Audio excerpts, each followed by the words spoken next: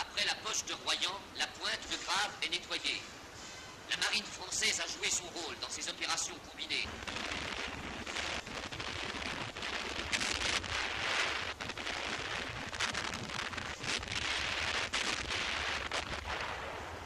Les forces terrestres entrent en jeu à leur tour. L'artillerie fraye le chemin. Puis, les hommes du général de l'Armina se mettent en marche. Les Allemands, eux, se mettent à courir.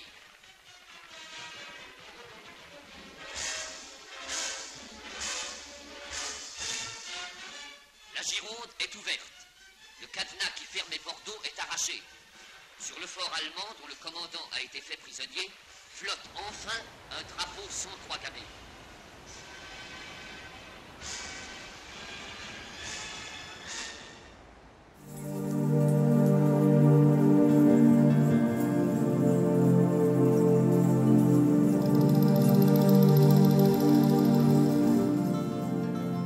Moi je suis bunkerologue amateur, un passionné. On est très peu en France en fait à s'occuper de la bunkerologie.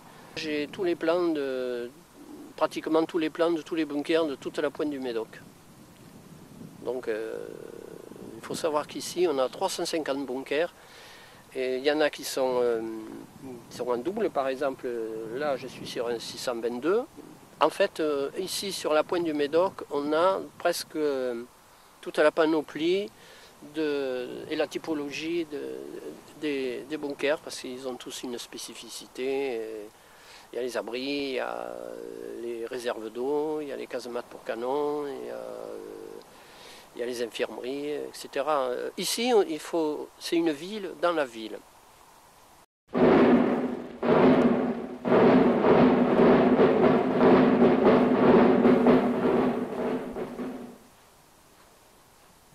Alors ici, nous sommes sur la première casemate de la position 307 de la batterie côtière des Arros. On peut voir les nombreux impacts lors de l'attaque du 14 avril 1945. Tout ce que nous allons voir, ce seront que des bunkers. Donc ceci est une casemate. Quand vous voyez une grande abrasure en façade, c'est pour y mettre un canon à l'intérieur. Nous sommes en présence de l'affût du canon. La véritable dénomination, c'est une barbette. C'était pour recevoir le canon 75. Il a été construit par l'organisation TOD et la plupart des Français, par 3000 hommes qui travaillaient jour et nuit. Ils ont commencé à bétonner début 41 et à l'automne 43, tout était terminé.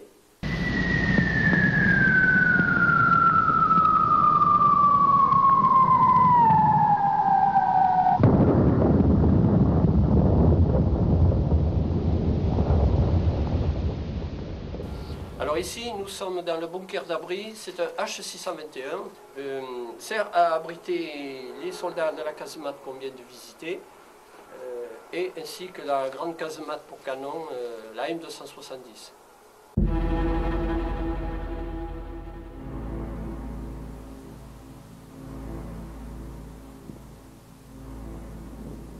Nous avons l'affût du canon avec l'emplacement d'un rail circulatoire pour l'orientation du canon.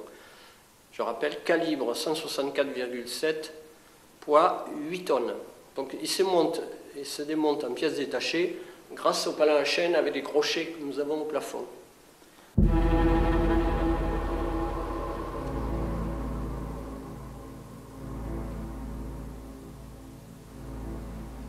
C'est dans une de ces 4 casemates que le maréchal Rommel est venu visiter les installations le 8 juillet 1944 et il déclare que la forteresse est opérationnelle.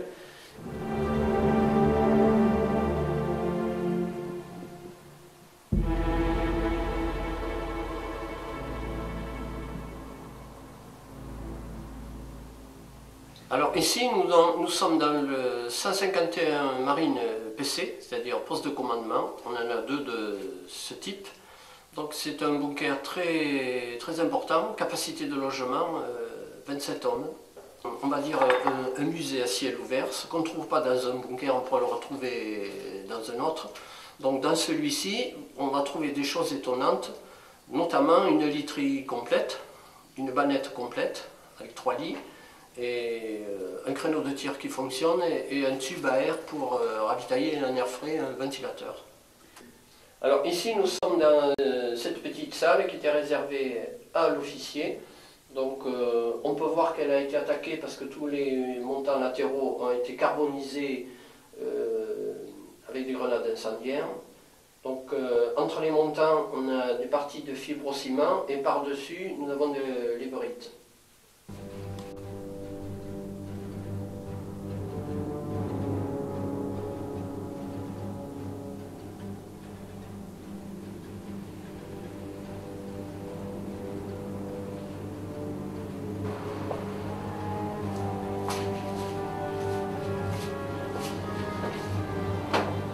Donc ici nous avons l'emplacement d'un télémètre qui faisait 2 mètres de long, et de chaque côté à l'intérieur il y avait des prismes. Donc quand on regarde à l'intérieur, ça nous indique la distance de l'objectif à atteindre avec les angles et les degrés, qui sont transmis ensuite à la salle de lecture qui est tout à fait en dessous, qui à leur tour transmettent les informations et les données aux deux casemates nord, 2 casemates sud, et au commandement, les 4 canons font feu sur l'objectif.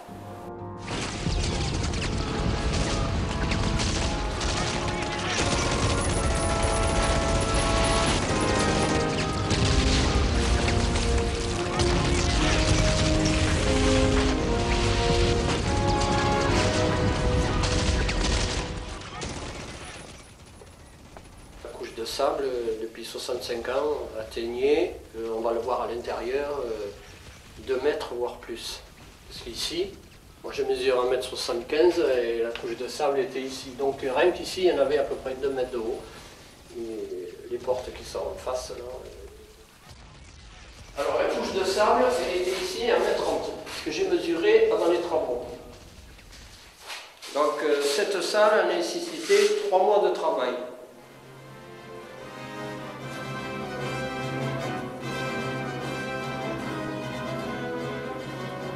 Donc ici nous rentrons dans la partie forêt.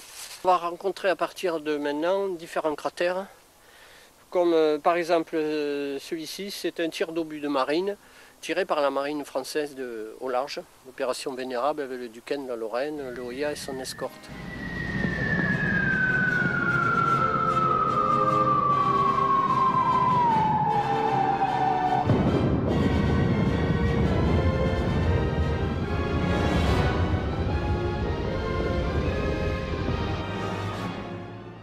Entre les 2 portes, nous avons le rond blanc où est peint une croix rouge, donc c'est l'infirmerie. Un petit hangar sur le côté qui a été désintégré lors des bombardements, où on stockait des sacs de ciment. Du reste, ces sacs de ciment, on va aller les voir de plus près, et après nous irons à l'intérieur de l'infirmerie.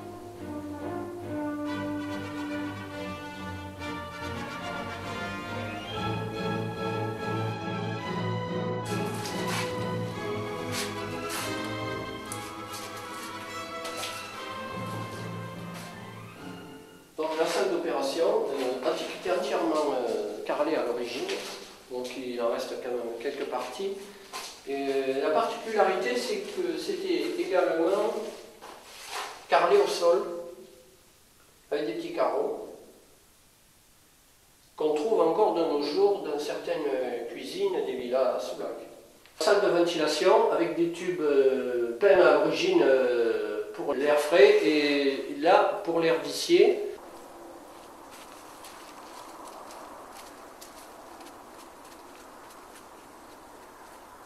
Alors ici nous sommes à la soute à munitions sud, c'est une M145, donc c'est un bunker énorme, il fait 300 mètres carrés au sol, il fait 1200 mètres cubes de béton et fait 42 tonnes de ferraille. Dans le béton frais, on a un soldat qui nous explique, qui nous dit en fait qu'il est catholique et que Dieu le protège. Nous, on est là, en fait, l'association pour le devoir de mémoire, principalement. Il ne faut pas oublier les 1200 morts qu'il y a eu ici. Donc il faut avoir une pensée pour tous ceux qui ont péri, tous ceux qui ont souffert. Donc en fait, c'est ça le but final. Il ne faut pas que cette partie qu'on a fait ressurgir d'un seul coup tombe d'un seul coup également dans l'oubli. À l'intérieur au sol, vous avez 2 trous ronds, c'est pour jeter les douilles vides une fois que le canon a tiré. On va dire c'est une fosse à douilles. Du reste, c'est mon chantier actuel. Que je sors tout ce qu'il y a là-dedans. Il y a beaucoup de cochonneries, mais il peut y avoir des choses intéressantes. Surtout qu'à l'intérieur, c'est pas humide, c'est sec. Et donc je tamise là, un peu plus loin dans le trou.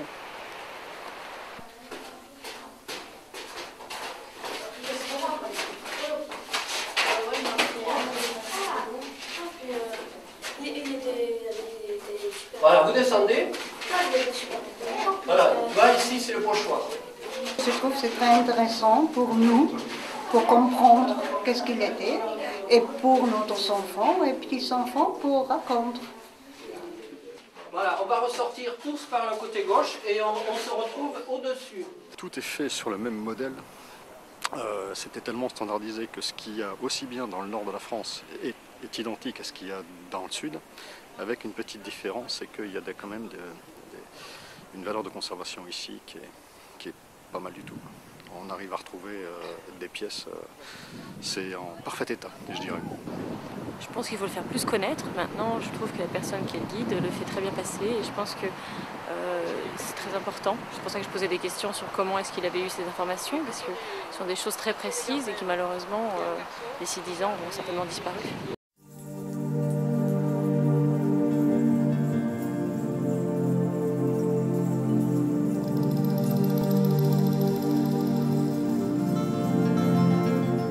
Alors un musée, tout simplement pour donner beaucoup d'informations aux gens qui connaissent très peu de choses.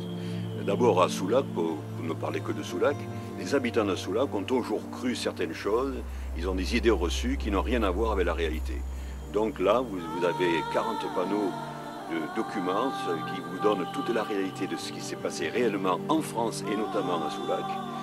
Et ensuite, on récupère, lorsqu'on nettoie les bunkers pour qu'ils soient plus à même, plus sympathiques à visiter, on récupère du petit matériel que l'on met dans des vitrines et qui montre un petit peu l'histoire humaine à travers des choses très désuètes souvent, des brosses à dents, un harmonica qu'on a retrouvé, des choses comme ça, vous voyez, qui montrent l'histoire des hommes.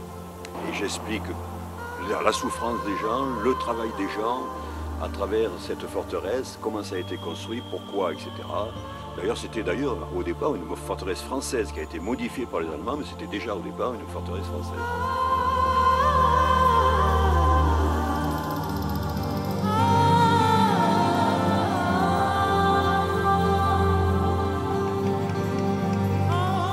Moi, de toute façon, tant que j'ai la chance d'être en super forme, en bonne santé, je continue ma passion.